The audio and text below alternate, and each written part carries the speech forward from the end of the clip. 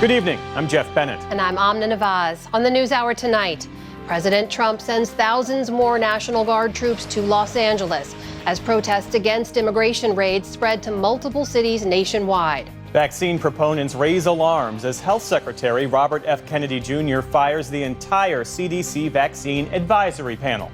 And an increase in U.S. deportations of immigrants from India leaves many with an uncertain future in their homeland.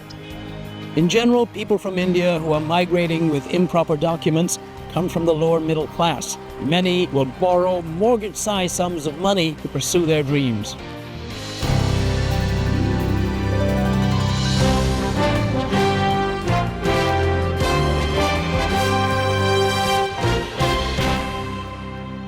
Major funding for the PBS NewsHour has been provided by the ongoing support of these individuals and institutions, and friends of the NewsHour, including Kathy and Paul Anderson, and Camilla and George Smith.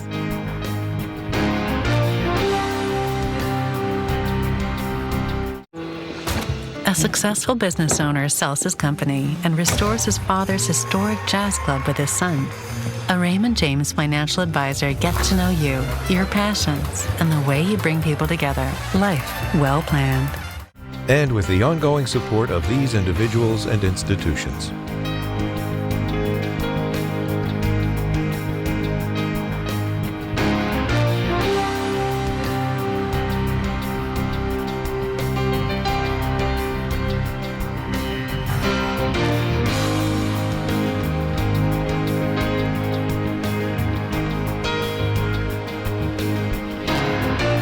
This program was made possible by the Corporation for Public Broadcasting and by contributions to your PBS station from viewers like you. Thank you. Welcome to the NewsHour. After a night of scattered protests against immigration raids in Los Angeles, about 700 Marines and 2,000 additional National Guard troops began arriving today. California Governor Gavin Newsom and the state's Attorney General asked a court to block further intervention from the Trump administration. But protests against ICE spread to other cities around the country this week. And for his part, the president gave no sign of backing down, saying the Guard and Marines were needed in Los Angeles. In a speech at Fort Bragg today, he called protesters a foreign enemy and animals and said he would use every asset to quell violence. Special correspondent Marcia Biggs starts our coverage from Los Angeles.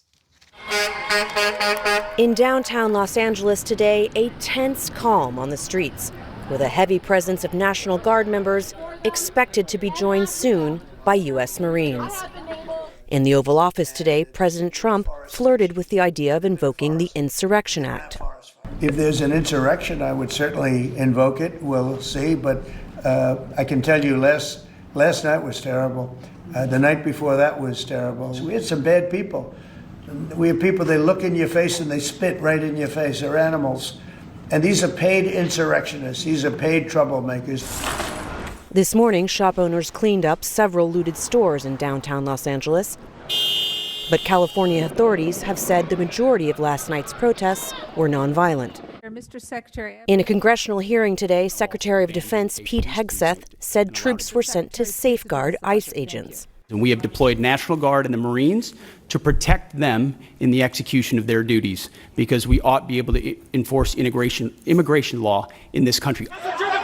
The deployment is expected to last 60 days, and a Pentagon official said it will cost about $134 million.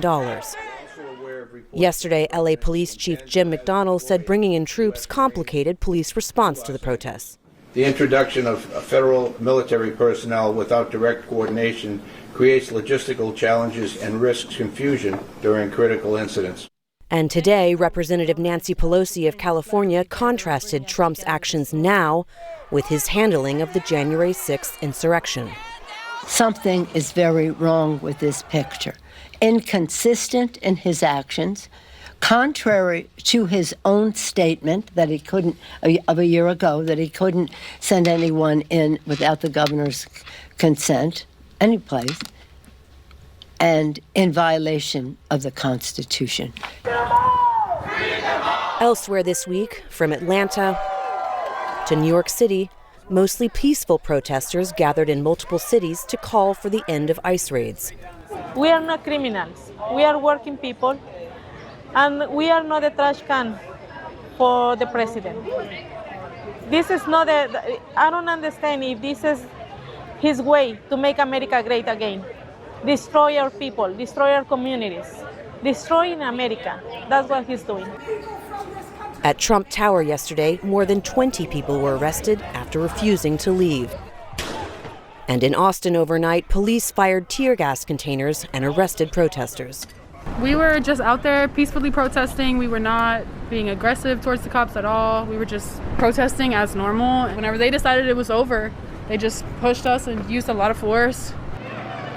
Back in Los Angeles, demonstrators last night gathered in a small stretch of the city. Some came to protest in solidarity, even if they were scared to identify themselves. I am a U.S. citizen, and that's why I'm here. You know, I'm here for my mom who can't be here. I'm here for my uncles and my family members who cannot be here today. But anybody could just look at me and be like, that's a brown guy right there. He must not be a citizen. So even with my citizenship, I'm still fearful of being out here. Kira Connor has lived in L.A. for 35 years. Yesterday, law enforcement and protesters stopped right outside her building. How do you feel about calling in the Marines and the National Guard? I have mixed feelings. I've lived here long enough through many, many riots, from Northridge to this, to Rodney King, to all that. So it was bound to happen and needed. So I don't think the mayor or Newsom handled anything correctly. That's my opinion. Did Trump overreact? Absolutely.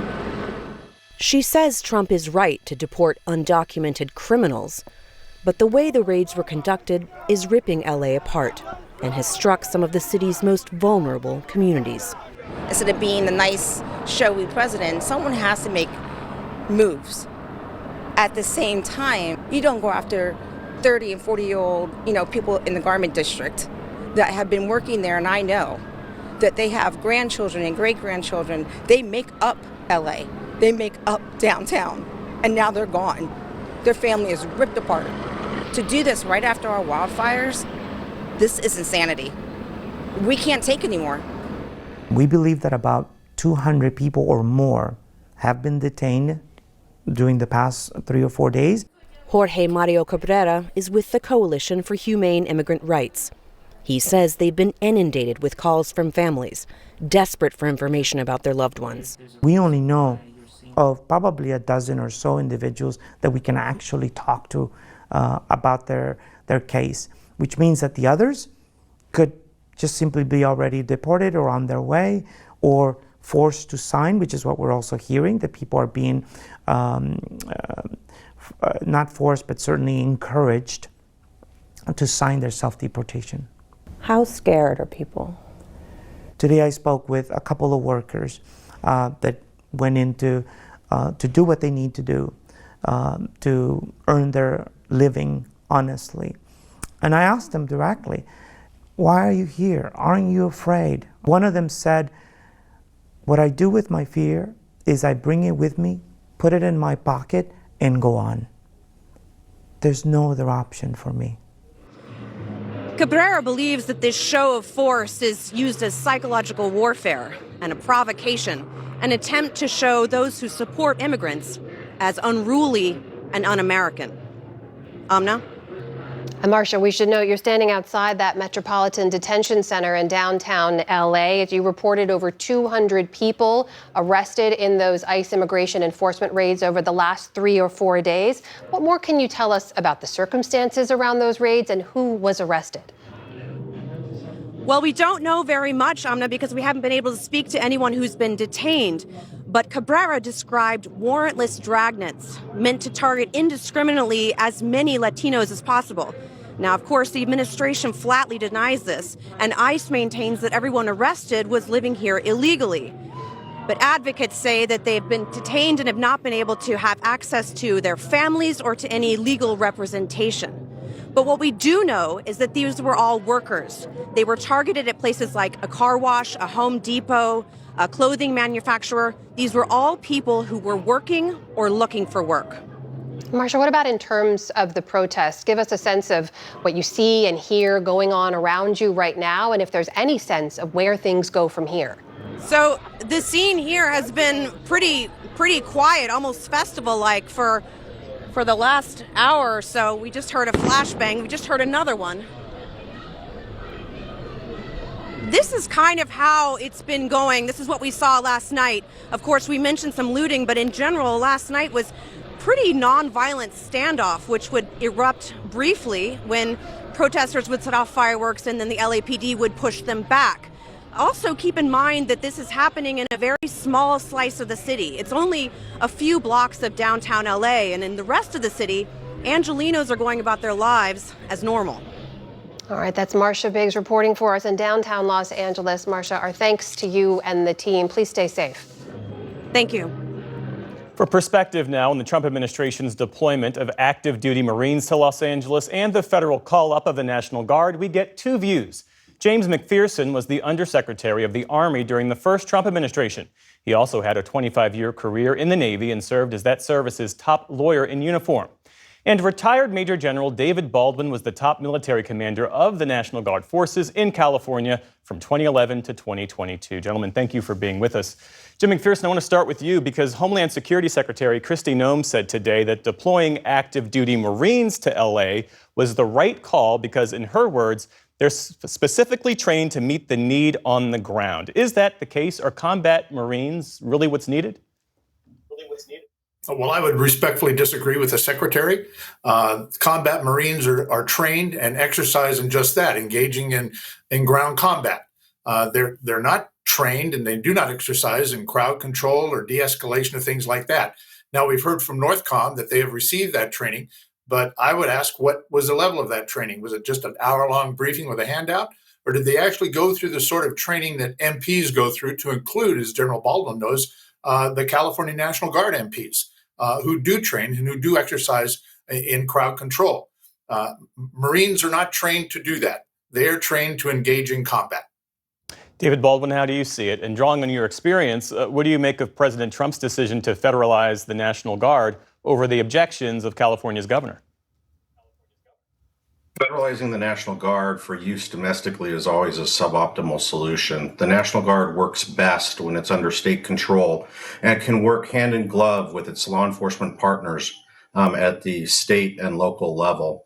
Federalization of the Guard creates a lot of challenges. It very much limits the roles and authority that Guardsmen can use when they execute civil support missions like this one.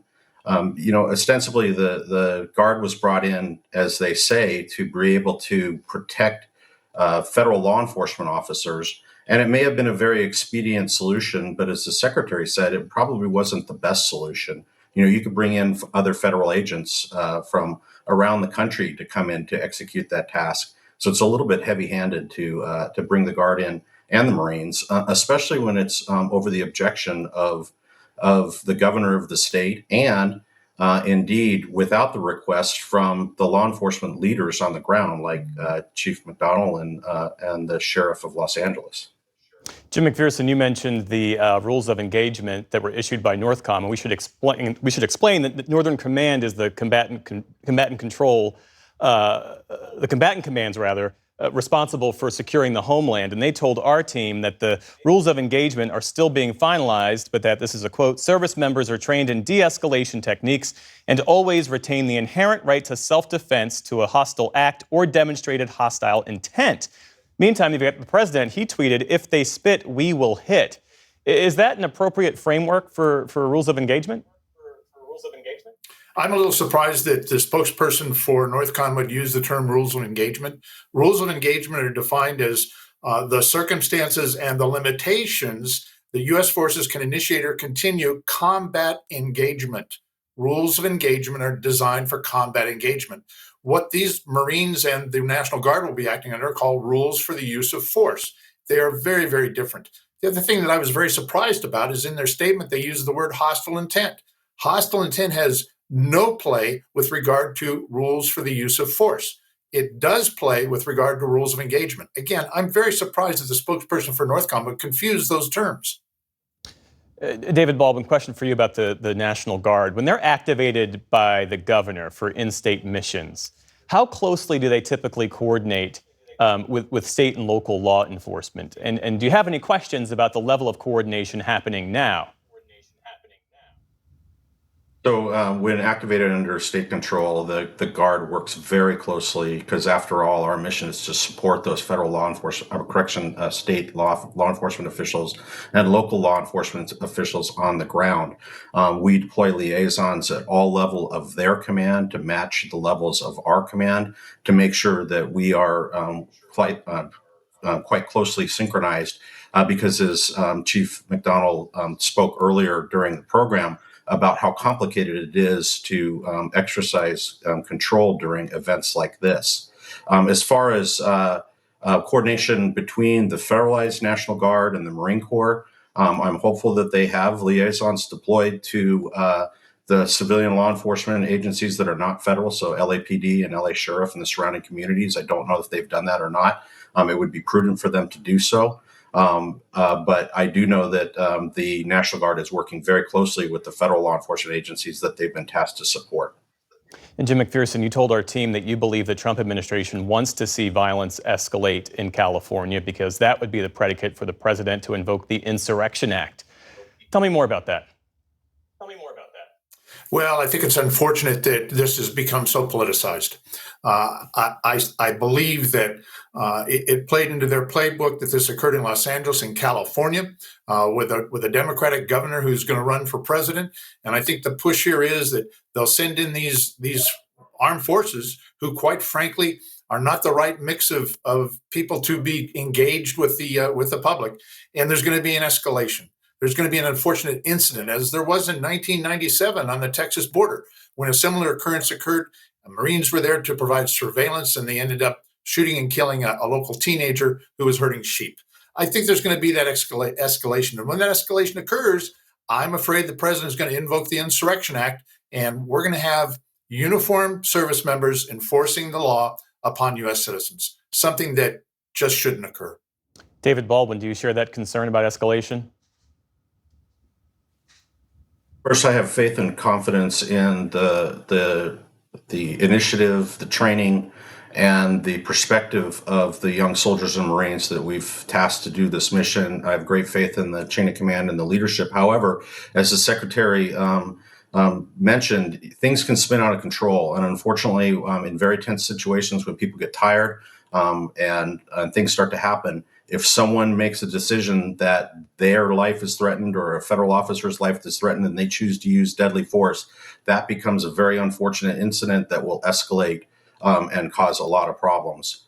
And now that can, of course, happen with the law enforcement officers also, but law enforcement officers are much better trained for this than even National Guardsmen and of course, the Marines that are on the ground.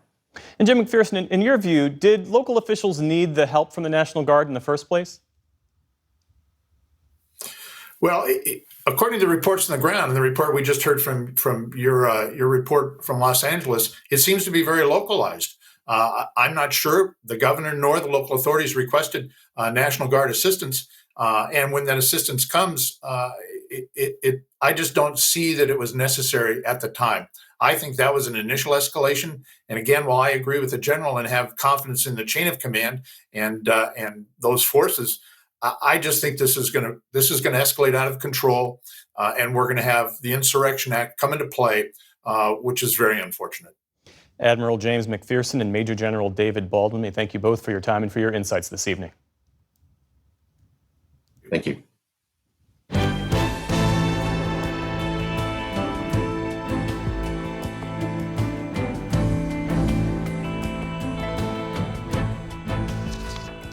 We start the day's other headlines in Austria, where officials say at least 10 people are dead after a gunman opened fire at a high school in the city of Graz before taking his own life. Authorities say at least 12 others were injured in the shooting in the country's second largest city. They say the 21-year-old suspect was a former student who never graduated, though details on a possible motive were not immediately available. Austria's chancellor said the country would observe 3 days of national mourning. Dieser heutige Tag ist ein dunkler Tag in der Geschichte. Today is a dark day in the history of our country. The killing spree at a school here in Graz is a national tragedy that shakes us to the core. There are no words to express the pain, the bewilderment, and the grief felt by the whole of Austria. Austria has some of Europe's most liberal gun laws, due in part to the popularity of hunting and shooting for sport. Today's attack is believed to be the deadliest such incident in Austria's post-war history. Russia slammed Ukraine with a wave of drones and missiles for a second straight day, killing 3 people and injuring at least 13. Overnight, air raid alerts rang through the capital city of Kyiv. By morning, thick smoke was still rising over the skyline. Russian forces also struck the southern port city of Odessa, damaging this maternity hospital. All told, Moscow fired over 315 drones in the attack. In the meantime, both sides say they exchanged a new group of sick and wounded prisoners of war. It's the second swap in as many days as part of a broader exchange that was agreed to during talks last week in Turkey. In Gaza today, Palestinian eyewitnesses say Israeli troops once again fired towards crowds who were trying to get food from a distribution site. Hospital officials say at least 36 people were killed and hundreds more injured. The Israeli military says it fired warning shots at people it called suspects, saying they were advancing on Israeli troops. So far, at least 163 people have been killed in shootings near such aid sites. In the meantime, climate activist Greta Thunberg says she was deported from Israel for trying to bring aid into Gaza by boat. Speaking in Paris, she vowed to try again. We were 12 peaceful volunteers sailing on a civilian ship carrying humanitarian aid on international waters. We did not break laws. We did nothing wrong. This comes as the UK, Canada, and 3 other nations sanctioned a pair of far-right Israeli officials today for allegedly inciting extremist violence in the occupied West Bank. The measures against Security Minister Itamar Ben-Gvir and Finance Minister Bezalel Smotrich include travel bans and asset freezes. It's the latest effort by Western nations to pressure Israel's leadership over its handling of West Bank violence and the war in Gaza. A new report from the United Nations says economic uncertainty is the top factor for what it calls a global fertility crisis. According to its State of the World Population report, 39% of respondents across 14 countries say financial pressures are the main reason for having fewer children than they'd like. Concerns about the future, like climate change or war, is the next largest factor, followed by job insecurity. Overall, nearly 20% of reproductive age adults say they won't be able to have the number of children they want. The World Bank is cutting its global growth forecasts due to President Trump's trade wars. The lender now expects the world's economy to grow 2.3% this year, which is down from an earlier forecast of 2.7%. The bank's chief economist says the slower growth is, quote, due to a substantial rise in trade barriers and the pervasive effects of an uncertain global policy environment. The report comes as U.S. and Chinese officials held a second day of talks in London aimed at resolving their ongoing trade war. U.S. Treasury Secretary Scott Bessent said the talks were productive and will continue as needed. And on Wall Street today, stocks inch closer to new records as traders keep an eye on those U.S.-China trade talks. The Dow Jones Industrial Average added around 100 points on the day. The Nasdaq rose about 120 points. The S&P 500 also ended in positive territory. And K-pop supergroup BTS says it plans to reunite sometime this year after 2 more of its members completed their mandatory military service today.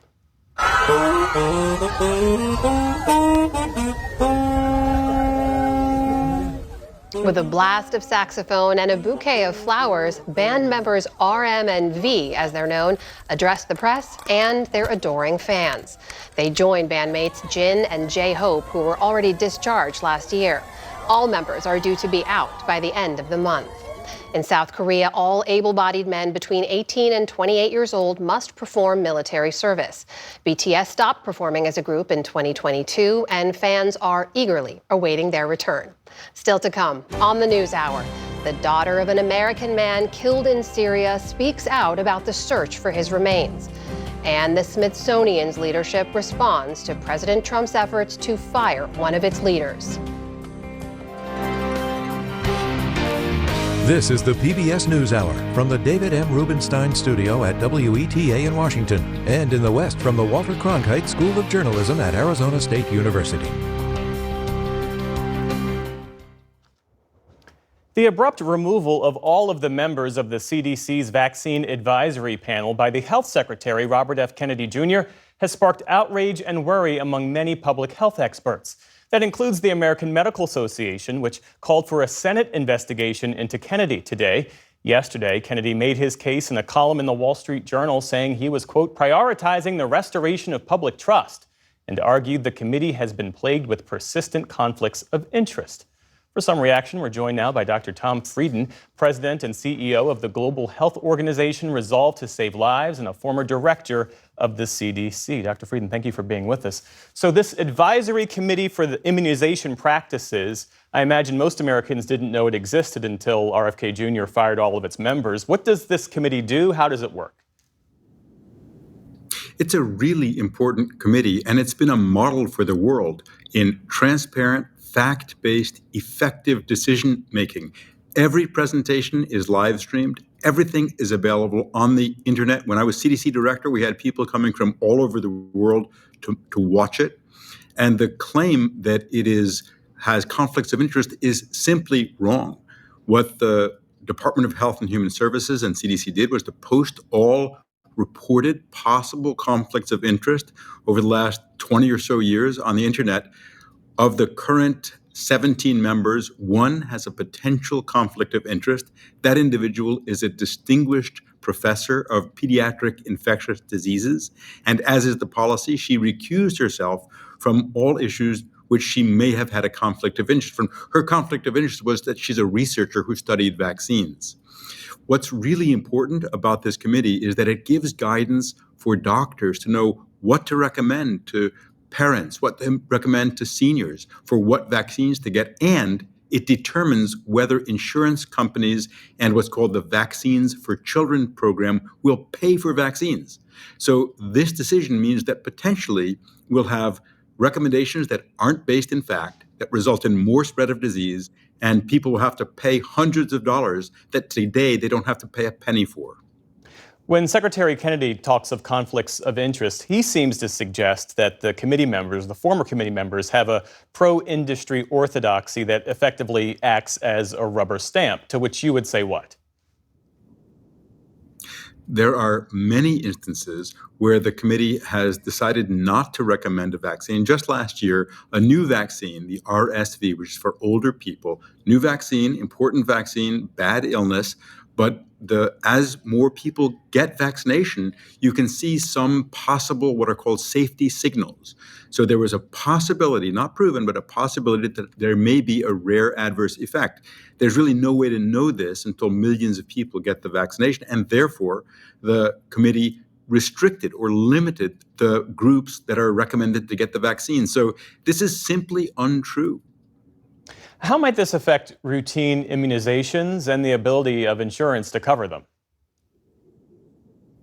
We're already seeing a decreased immunization rate. And when Secretary Kennedy says he wants to restore trust, the fact is that his activities over many years have been one of the main reasons there are questions about vaccines.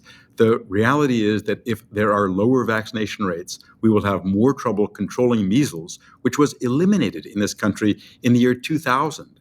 And we're now having more cases and more deaths than we've had in many years. And whooping cough, which is increasing. The real concern here is that we're undermining, Secretary Kennedy is undermining and stopping a process that has been transparent, effective, and fact-based, and replacing it with we don't know what, but based on untrue statements, misinformation, and frankly, fringe beliefs. Well, put this move into the wider context of other actions Secretary Kennedy has taken. Well, we see on the one hand, some of the things he's saying make a lot of sense initially, but then the next step is very unclear. So he says, for example, that he wants to address chronic diseases, but then he eliminates the program at the CDC and cuts the program at the FDA that addressed tobacco control, which is the #1 cause of chronic disease in the US. He says that he wants to restore trust, and then he destroys or dismisses one of the most effective and trusted entities that has rigorously reviewed the facts and the science on vaccines. It's clear that Secretary Kennedy has longstanding concerns about and beliefs about vaccines. Those beliefs often are at odds with the facts, and I'm afraid that that may well be what soon sets federal policy and determines who can get vaccinated and who can get reimbursed for getting vaccinated and who has to pay for their vaccines. Yeah. On this larger issue of Americans who might be hesitant to trust public health information coming from the Trump administration moving forward, what credible alternative sources can Americans turn to? The American Academy of Pediatrics is a very strong organization. They're pediatricians. In fact, they were part of the Advisory Committee on Immunization Practices that just got disbanded. I think one of the things that we do have to address is there are concerns. Some of those concerns are always with vaccines. Ever since vaccines were discovered, there have been concerns about them because you're giving something that's an injection, usually, to people who are healthy. And so you want to make sure that it's really safe and really effective. One of the things that does undermine trust is the very high price and the very large profits that the pharmaceutical companies are making from vaccines. And ironically, a lot of those vaccines were created with taxpayer dollars, with research that taxpayers funded, and then the companies are making really profiteering level profits, billions or tens of billions of dollars from that. And I think that does cause justifiable concern, outrage, and questions about whether decisions are being made effectively. But this is the wrong place to try to fix them. The ACIP was a bulwark against the inappropriate influence of some pharmaceutical industry. And instead, we have very idiosyncratic beliefs, inaccurate statements being made. And I really worry about what advice doctors will be able to get from the federal government and be able to give to their patients so we can all protect ourselves and our families. Dr. Tom Frieden, President and CEO of Resolve to Save Lives. Thanks again for being with us this evening. Thank you.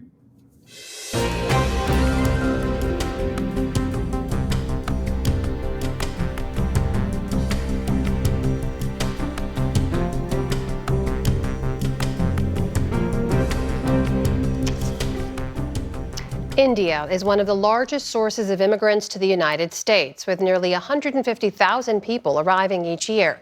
While the vast majority of Indians arrive in the U.S. legally, an estimated 200,000 who are undocumented are now believed to be in the U.S. Many come from relatively affluent regions of India, including the state of Punjab, where earlier this year, several hundred deportees were returned on U.S. military aircraft. From Punjab, Fred de Sam Lazaro filed this report. Agriculture is the bread and butter of Punjab's economy, sustaining generations of farmers. But across the landscape of wheat fields are billboards promising a different kind of abundance, life in Australia, the UK, Canada, or for many the big prize, the USA. And for families who've made it, it's shouted from the rooftop, literally in this case, with a tall replica Statue of Liberty. With translator Gurpreet Singh, I popped in on Shamsher Singh's home. America. The name is so big here. He has a brother who's lived in America for 13 years, he told us. Whenever we need something, if we want to buy some land, we ask for his help, and he helps us. America is royalty, and if our name is attached to the royalty, that is God's blessing.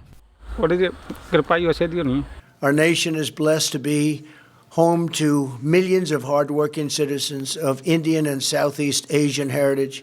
For half a century, legal immigration from Punjab and across India has grown steadily, especially since the 90s. The Hindu Festival of Light, Deepavali, has been celebrated at the White House. They've come from India's elite, doctors, scholars, and engineers, especially in the tech industry, and entrepreneurs in hospitality and trucking, among other businesses.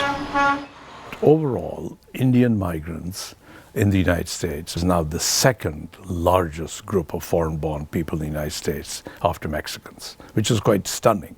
Yeah, so that becomes... Muzaffar Chisti is a senior fellow at the Migration Policy Institute at New York University Law School. About 81% have at least a college degree. About 49% of Indian migrants in the United States have at least a master's degree, master's or doctorate. So it's a highly educated, highly prosperous. And in the push-pull dynamic of migration, he says, the success of Indians abroad is a huge pull factor. It is embedded from your childhood. Ravindra Pannu made it big in Canada as a telecom entrepreneur. He now spends winters in a palatial home in his ancestral village, surrounded by homes being built with money earned abroad. That house where you see the Indian flag? Yes. They live in America. You name it, everywhere you see that house, they live in Canada and America. Pannu was born here, but his family has gone back and forth to North America, beginning with his grandfather, who emigrated to the West Coast in the early 1900s. You know, when people see a grand house like yours and your success, do you think that a lot of people say, I can be like him? But they don't think it took 40 years of my life to have a comfortable, life here in India or in Canada. So they don't see that. They just see a fancy house. Exactly. It's part of what fuels a thriving industry of irregular migration by people with marginal education and prospects in a country that, despite substantial economic growth, produces far fewer jobs than job seekers. Many migrants have reached their destination, slipping in, overstaying tourist visas, or, especially in recent years, filing claims for asylum from persecution back home. And once you apply for asylum, you have to be given a hearing. And that hearing takes years now to be scheduled. And during that time, you live in the U.S. lawfully, and you're authorized to work lawfully. That creates a magnet. The Biden administration began to restrict the asylum option in 2024, deporting thousands after their claims were rejected. But Chisti says the second Trump administration closed the asylum option completely and very visibly. Shackled men perp-walked onto military aircraft, including this one that arrived in Punjab last February. In general, people from India who are migrating with improper documents come from the lower middle class. They are bombarded by advertising all around them and on social media with images and promises of a glamorous lifestyle abroad. Many will borrow mortgage-sized sums of money to pursue their dreams. We gave 50 million rupees. 23-year-old Jitendra Singh's family sold land and jewelry to raise nearly $50,000 for an agent who promised him passage to the U.S. He'd hoped to find work in the trucking business, which employs some 150,000 members of the Sikh community, whose hallmark turbans stem from a belief system that forbids cutting one's hair. Jitendra made it no further than the border post in San Diego, where he was arrested, frisked, and weeks later sent home on that military aircraft. I had to throw my turban in the dustbin. There was nothing to comb my hair. All the days we lived there, we lived in bad conditions. We were handcuffed. Our feet were chained for 40 hours of the flight. We have only this home which we built. Jitendra's mother, Rajinder Kaur, fears they'll likely lose it to pay off their debt, victims of a thriving, fraudulent travel business. They have offices everywhere. They cheat people, then they send them abroad, and they mislead the young people and show them dreams. Sonu Singh is a local politician and social activist whom we accompanied as he visited a different victim family. Daler Singh, disabled and unable to work, and his wife Nirmal borrowed about $55,000 to send their only son, 22-year-old Harpreet, to America. Instead of the straightforward journey he was promised, he hopscotched from Italy to Spain and across Central America, sleeping in the jungle, extorted at every stop. When we reached Guatemala, they took our passports away. Then they took our phones away. Then they asked for more money from us. Then day by day, they decreased our food. 6 months after leaving India, he crossed into San Diego from Tijuana and in short order found himself on a much shorter journey home, deported on the February military plane to a bankrupted family. We thought in 1 year we could return the money. Now, every day, I get calls for money. What will I respond? I will go to the High Court. I'll get justice from the High Court. We'll try to help get people's money refunded. People suffering from fraud. He's filed dozens of cases so far, but it's a long shot in a justice system that moves slowly at best. And in a cruel irony, victims are reluctant to seek recourse against or refunds from traffickers. The agent told us, for the same money, I will send your son again, if you don't file a case against me. This is a supply chain of corrupt practices. And New York University's Muzaffar Chisti says taking on the whack-a-mole global trafficking business is no easy task. There's not a big Don sitting in California controlling this whole network. So you can crack down what's happening to the chain of supply in India, but you may not be able to do that in the Darien Gap. Some person just gets you from one part of the journey to the next, and then to the next, and someone gets you a visa. For now, deportee Jitender's family say they can only pray in thanks for his safe return and hope amid so much uncertainty for the future. With few job prospects here and the persistent distorted images of glamour abroad, many experts say it will take time to see whether, how, or how deeply the Trump administration's message is resonating across the plains of Punjab. For the PBS NewsHour, I'm Fred DeSam-Lazaro, near Amritsar, India. Fred's reporting is a partnership with the Undertold Stories Project at the University of St. Thomas in Minnesota.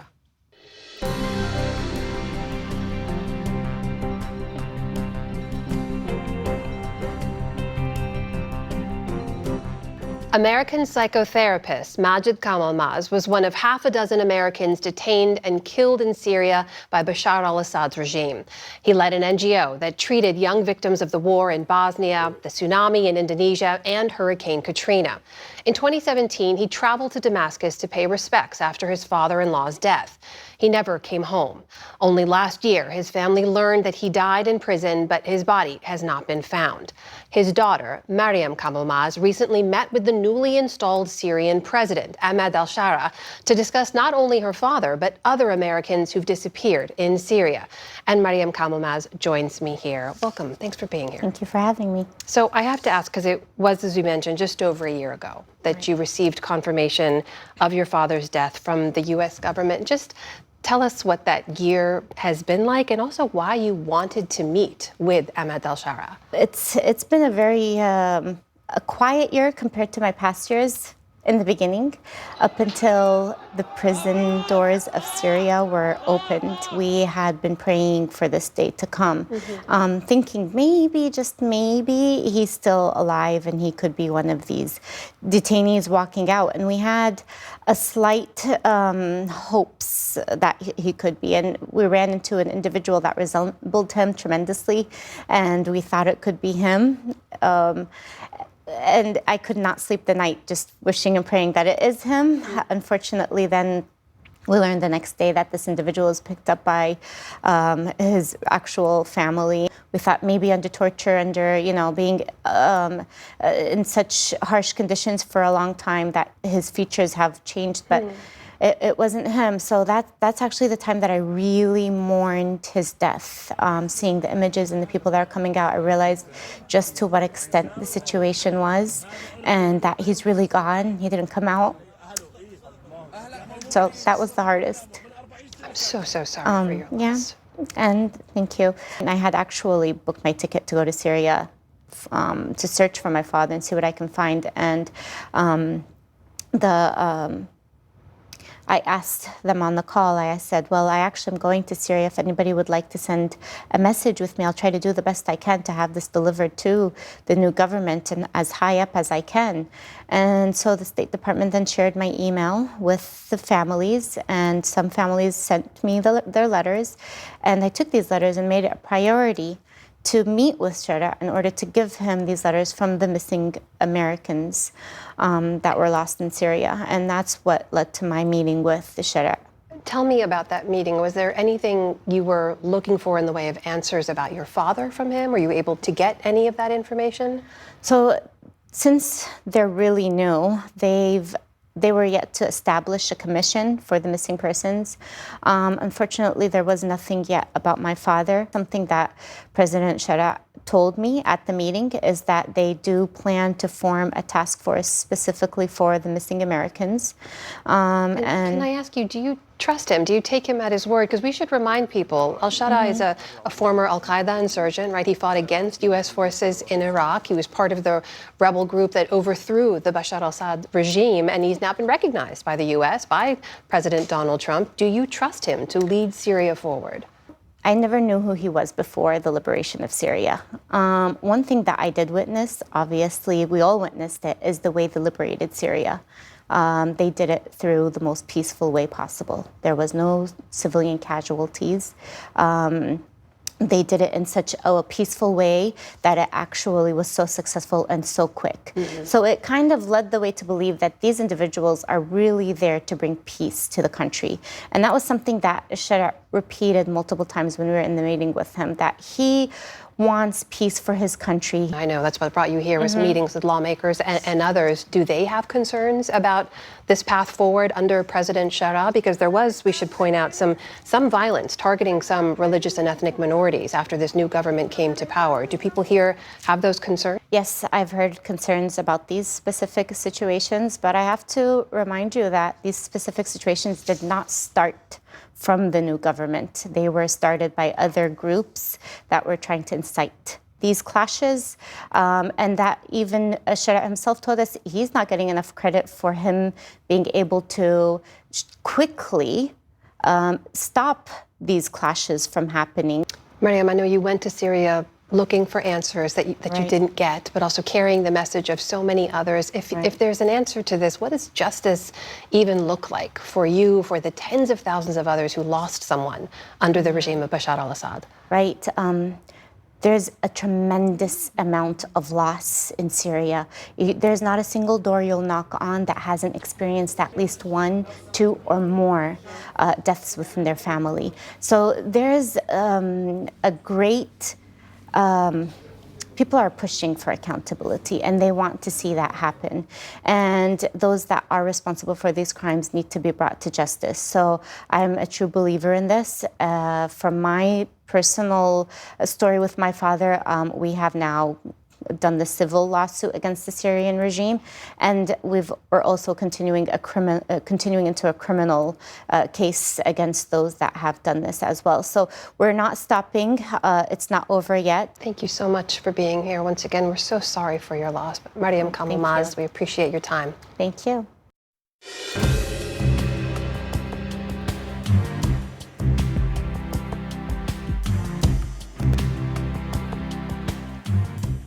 At the end of March, President Trump signed an executive order accusing the Smithsonian Institution of promoting, quote, narratives that portray American and Western values as inherently harmful and oppressive. Since then, the leaders of the Smithsonian have been under the microscope. Senior arts correspondent Jeffrey Brown has more for our series Art in Action, exploring the intersection of art and democracy as part of our Canvas coverage. At the end of May, President Trump announced he was firing Kim Sayed, director of the National Portrait Gallery, a Smithsonian museum. In a true social post, he accused her of being a highly partisan person and a strong supporter of DEI. For now, though, Sayed remains in her job. Yesterday, the Smithsonian's Board of Regents met and issued a statement declaring that all personnel decisions are made by and subject to the direction of Secretary Bunch, with oversight by the board, and that Bunch has the board's support. But it also directed him to take steps to, quote, ensure unbiased content at Smithsonian museums. And for more, I'm joined by Philip Kennicott. He's Pulitzer Prize-winning art and architecture critic for The Washington Post. Thanks so much for joining us. So first, a backing of Lonnie Bunch, an assertion that the Smithsonian has the right to fire and hire people. That sounds to be like pushing back a bit against President Trump. What do you make of it? Yes, I think it's a diplomatic but firm assertion of the prerogative of the Secretary, Lonnie Bunch, to make the decision that the president was trying to make for him, which was to fire one of the top leaders of the Smithsonian. And so Kim Sayet's position as director of the National Portrait Gallery, where does that seem to stand? I think for now, it's secure. But the same statement also committed the Smithsonian to a very thorough overview of all of the content of its museums. And it really depends on how that overview plays out. If it plays out as the Vice President J.D. Vance suggests that he would like it to play out, looking for any signs of what the administration considers partisanship, then it's hard to see how Kim Sayet's job can be preserved. But if it's an honest and direct look using the usual standards the Smithsonian and other academic institutions have used for this kind of thing, then logically she really should be safe. Well, you mentioned Vice President Vance, and we should say he sits on the Board of Regents. So he was at that meeting yesterday. What is known about his role and about what the administration is trying to say right now? Well, it was a closed-door meeting, so what role he played within the meeting itself, we don't know yet. But he's been very critical of institutions like the Smithsonian. He's been critical of foundations that support the humanities and historic research, and universities. So it's a reasonable guess that he is probably driving very hard for the president's stated opposition to the continuing service of Kim Sayet in that role. Now, tell me more about Lonnie Bunch and the pressures he's been under that we've seen and where you see his position now. Does he seem to be safe in his role? Well, Lonnie Bunch has enormous credibility. He was the man who brought the National Museum of African American History and Culture to fruition, which was a long and very complicated project. He is a well-liked and well-respected secretary of the Smithsonian, but he is also a supporter of the Smithsonian's basic values, and those are coming into conflict with the administration because fundamentally they define the process and doing of history very differently than people like Lonnie Bunch and most of the Smithsonian curators do. So as to the second part of the statement that came from the Smithsonian board yesterday, that Lonnie Bunch and the Smithsonian are instructed to ensure no bias. Now, how do we read that? How would they even take that? Well, I think basically what this does is it kicks the can down the road for an even more potentially problematic crisis a few months from now. They're going to have to report back to the regents, and hopefully that means reporting back to the president because he's taken such a direct interest in this. And they're going to have to defend the scholarship that they've done. I think it's reasonable for an institution like the Smithsonian to periodically do an overview of its content. And there's nothing strange or problematic about that. But if this is done under pressure from the administration to find what they consider partisanship, not what the Smithsonian considers partisanship, then I think the Smithsonian is going to be in a new crisis just a few months from now. Now, of course, this is not happening in a vacuum. So put it in broader perspective. We've seen, of course, as you well know, the president taking control himself of the Kennedy Center, firing the Librarian of Congress, firing the head of the National Archives, many cuts to the NEA. What's the larger context here? From all of those examples, it's becoming ever more clear that the administration isn't just pursuing the older conservative idea that the government shouldn't be supporting these institutions for financial reasons. They should be out of the business of giving to the NEA or the NEH. Rather, this is about controlling the content. We've seen the attacks on Harvard University and other universities. We've seen the rescission of grant money. And fundamentally, I think we should look forward to 2026, which is a big celebration of the 250th anniversary of the country, in which public history is going to be very much in the foreground. And my sense is this, is the administration wants to control the telling of that history, and they want to move it away from the sort of objective inquiry that the Smithsonian and places like Harvard have done, and more towards a celebratory hagiographic history that focuses on sort of American accomplishment and heroes. So coming back to the Smithsonian itself, what are you looking for next? I mean, what do we watch for to know how this might play out? Well, simply by making the threat to fire Kim Sayet, the president has effectively put the entire Smithsonian on notice. And I would argue he's put the whole museum sector on notice. Any museum that is taking federal money or federal money derived from state money has got to be wondering what's in it for us at this point, with the administration watching so closely. So the things I would be watching are the upcoming exhibitions and events, especially at places like the National Portrait Gallery. And that includes an exhibition of the African-American artist Amy Sherald, who's been enormously successful and popular. and a triennial competition that the Smithsonian hosts for portraiture, which often gets a sharper-edged, more innovative, avant-garde crowd, and that is likely to be something that brings it more directly into conflict. All right, Philip Kennicott of The Washington Post, thanks so much. Thanks for having me.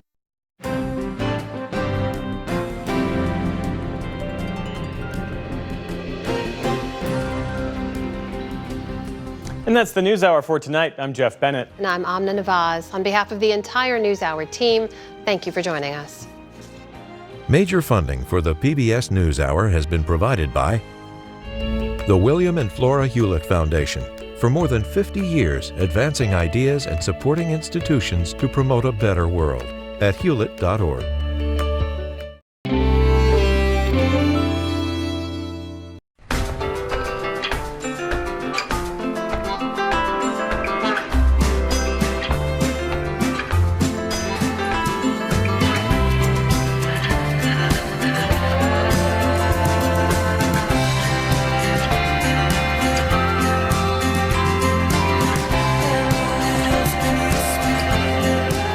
Moving our economy for 160 years.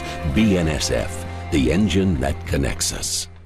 The John S. and James L. Knight Foundation, fostering informed and engaged communities. More at kf.org.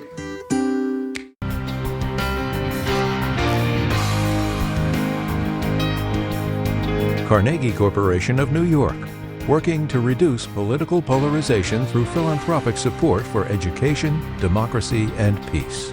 More information at carnegie.org. And with the ongoing support of these institutions.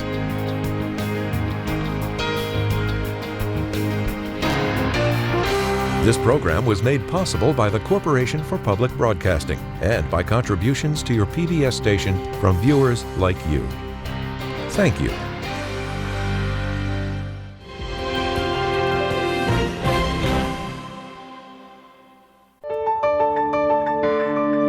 You're watching PBS.